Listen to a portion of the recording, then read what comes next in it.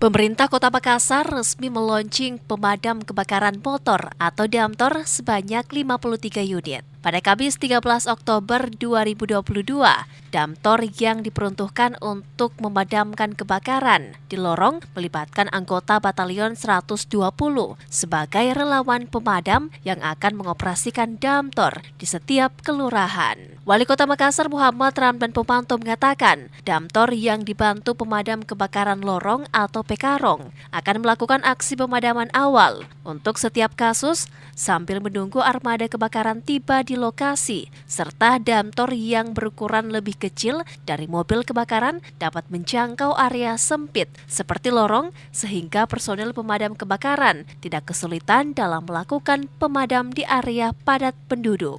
Sebanyak 120 anggota Batalion 120 direkrut sebagai relawan pemadam kebakaran yang akan mengoperasikan Damtor tersebut, di mana setiap Damtor akan dipakai oleh 2 orang yang terdiri dari driver dan operator. Damtor ini adalah bagian dari sistem penanggulangan bencana kebakaran.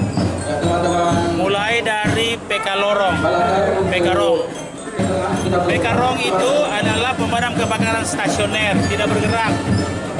Baru kemudian Damtor, baru kemudian pemadam kebakaran. Kenapa? Karena kita ingin api awal itu betul-betul bisa ditanggulangi oleh masyarakat 4 menit pertama. Nah, baru seperti tadi disimulasi kan kita bisa lihat bagaimana sistem itu dibuat. Pemadam kebakarannya menyuplai ke Damtornya, kemudian Damtornya tetap menjadi bagian terdepan, apalagi menghadapi ruang-ruang sempit seperti lorong.